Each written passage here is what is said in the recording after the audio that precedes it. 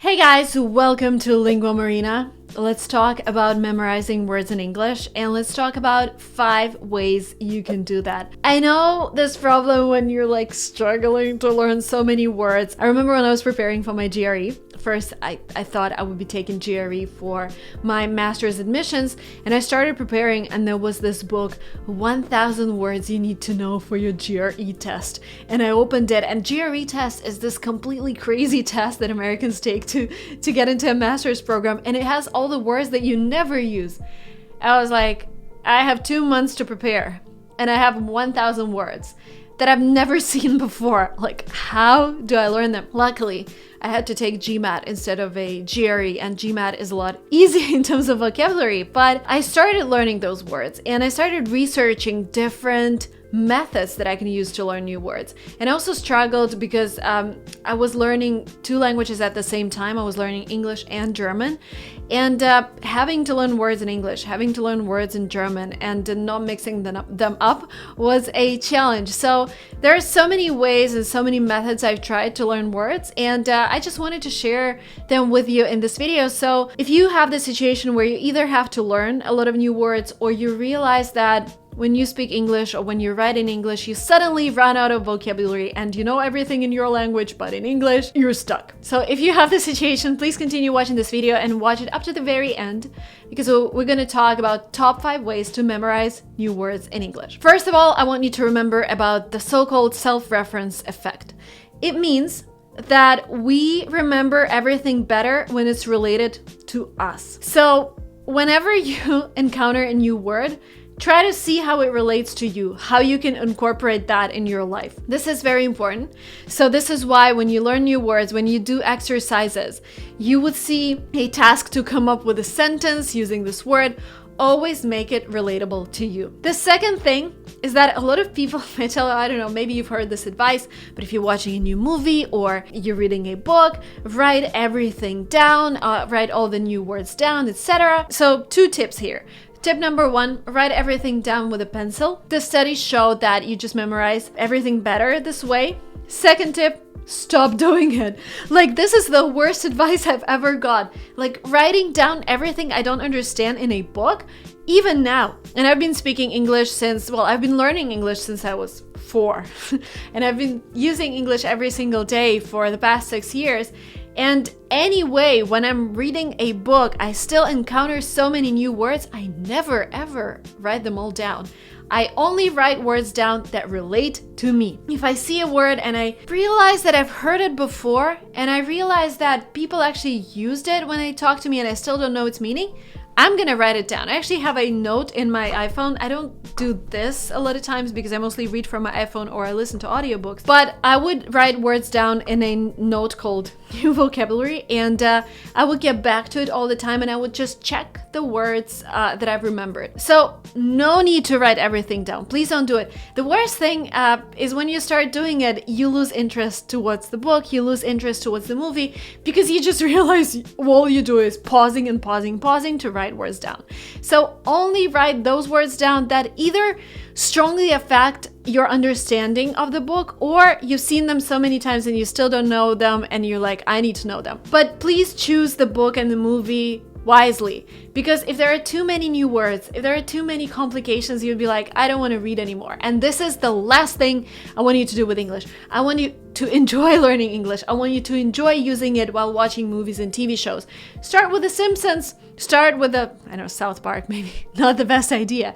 Start with basic books on, The Subtle Art of Not Giving a F-U-C-K by Mark Manson was one of my favorite books. It's very good in terms of psychology, but it's also not too hard in terms of language, because whenever I try to read books on the Sapiens, the human history, it's too difficult even for me. I didn't enjoy really reading that book because I was just overwhelmed with specific terms. Okay, now let's talk about the methods. Sorry about the backstory, but I think we need to talk about those things. They're super important. Method number 1, flashcards. I know so many people use them, and so we're actually going to combine two methods here. Flashcards, it's great, and try to make them relatable to you again. So when you have a word, try to write down the sentence that would remind you of something in your life that would resonate with you. But also there is this method, and it's method number 2. It is called a memory palace. So instead of just having the flashcards wherever you have them, I have this pocket on my phone where I store cards. You could put the cards there, like if you have this pocket, you could get it anywhere, I guess. Or you can put them in your wallet. But the best thing is to create a memory palace in your bedroom or in your study. And some people say that you place the cards with the new words on objects associated with those words. Like, for example, I have Golden Gate Bridge over there. And if I was learning new words, I would put cards like, I don't know, commuting, right? When you travel to work. So commute, I would put them there. And because our brain, it just likes different types of memory. It likes to combine visual stuff, space stuff, because we're in the space, and we like to feel ourselves in the space, and our visual memory. So here you're combining 3 of those things, and it just helps you memorize words. So this is the first approach you can use. So you kind of put everything associated with travel on Golden Gate Bridge. And here we have, this is, you can't really see the top, but it's Silicon Valley 1986. So whatever you associate with innovation can be put there. But what I found a lot more useful and easier to implement is when you put flashcards on completely unrelated objects. Like, I don't know, commute. I would just put it on, my bed. And that's it. This weird thing that works for me, association with an object that's completely unrelated, that helps me memorize words. And it also, sometimes you just can't find an object in your apartment that associates with one particular word. So remember about this concept, memory space, and you can create the space anywhere in your apartment. Just make sure you revisit it. It can actually be in your phone even, but because we want to use this sense that we have as human beings being in the space, would really help you with those flashcards. And by the way, guys, in my workbook that I keep talking about in my videos, we have a list of words that you need to know in English to communicate with native speakers and to use it as an instrument. And we also have a piece of paper that you can print out and actually cut out those flashcards and use them. So the link to my workbook will be down below. Please use it to create those flashcards, and please use it as a list of words that you need to know in order to use English to achieve your goals. Another quick tip for you guys, you might be wondering, when I create a flashcard, do I write a translation of a word or do I write an explanation in English? Of course you do the second, and it's actually harder. But the thing is, a study was done on whether people memorized more words in the first case when they translated everything in their own language or when they created explanations in English. So basically, people in the first group that people who translated, they were able to memorize more words, but they were able to memorize them short term. The people in the second group memorized less words, but they were able to use them long term in real context. Because the problem with translating the word, it doesn't really give you the context, because English doesn't equal your language 100%, and it might be hard for you later on to actually use those words. And this is something similar to like this memory when we prepare for an exam overnight. We study the whole night, the next day we take the exam, we pass it, everything is great, but then in a week people ask us for some information that was in that exam and we can't remember. This is kind of the same thing. When you translate words into your own language, you can learn them and you can remember them the next day, but would you be able to use them in a week? Would you be able to use them in a month? I don't know. And our goal with the language is to use it, right? So I would highly encourage you to not translate the words on the flashcards. I would encourage you to write a description. And of course, don't forget to practice your words. So if it's a memory palace, if it's a memory space, then you just walk through it, every single day and you learn the words naturally. If your memory palace is a note on your phone, then please make sure you revisit it once a day and twice a day and just look through those words. The next method is called the 90-second method. And an interesting thing about us, about our brain, is that we memorize things better if we encounter them 7 to 9 times. So people actually came up with a method where you repeat phrases 7 to 9 times in order to memorize them. This number of times helps our brain build connections, connect neurons. And if you know, there is like this long-term memory. Sometimes when we repeat something or we do something, the neurons form this long-term connection, but this happens randomly in our heads. I think you can totally relate to it. Sometimes we just remember random facts. We don't need to remember them. This is because at that time, this is what was explained to me. I'm not a neuroscientist or whatever.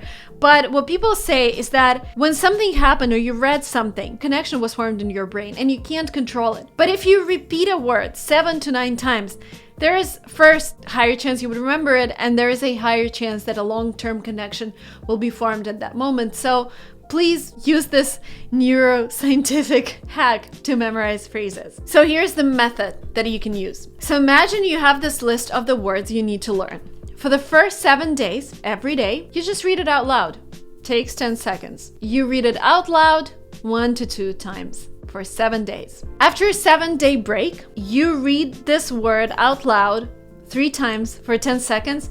Add emotion. Read it out loudly, not to yourself. It's really important. 2 weeks later, you read it out loud again, 3 times in 10 seconds. So this way you have 70 seconds in the first week, 10 seconds your second repetition, 10 seconds your third repetition, you have 90 seconds. This is a 90-second rule to follow if you want to learn new words. And of course, please don't forget to create a calendar for yourself to tick the repetitions off so you keep track of whatever you're doing. The next method is to make up stories, something that I'm a pro at. I loved to make up stories when I was learning English at home in Russia. I would just take a list of words that I needed to know, and I actually had a diary where I wrote everything down, what happened to me. And because I was learning 2 languages at a time, first I wrote my diary in English so that my parents don't understand. But then I realized my mom actually understands English.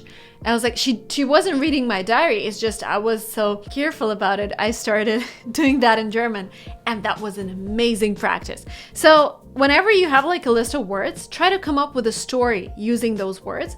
Try to insert them. Like diary would be the best, just because if you make it a regular habit, you don't have to come up with weird stories. You just write something about your day, and you make sure that you include all the words that you need to learn. Like every day it could be 10 new words, or well, 5 to 10 new words that you're practicing, and you just use them in your diary. You just use them in your stories, and this way you're also protecting yourself from whoever might read your diary because you're using English. And I don't know what's the situation in your family, but that really helped me practice when I didn't have anyone to practice. And remember, when I was learning English and German, there was no, there was internet connection, but it wasn't available in my place. It was available for maybe like 10 to 15 minutes a day, so I couldn't practice with other people. And the last but not the least, please use post-it notes. Whenever you forget a word, whenever you feel that all of the methods that I've mentioned don't work well, I put post-it notes on objects that I see every single day, like my mirror in my bathroom, something I would never forget, something I would stare at every single day. Post-it notes really, really help as well. Thank you guys so much for watching this video up to the very end. I just wanted to remind you that spaced learning works the best. Don't try to learn 1,000 new words in a day, though I know I have a similar video. But when you actually watch that video, you realize I'm not talking about learning 1,000 random words a day. There is actually a structure there. But anyways, don't learn too many words at a time. I would say 3 to 5 words a day is the maximum. Do the spaced learning. Try to spend 5 to 10 minutes a day learning new words. By the way, if you wanted to read more about our memory, I would highly recommend 2 books, Unlimited Memory by Kevin Horsley and Use Your Memory by Tony Buzan. Thank you guys so much for watching this video up to the very end. Don't forget to download the workbook. Don't forget to subscribe to this channel if you're not yet subscribed. I will see you very soon in my next videos. Bye bye.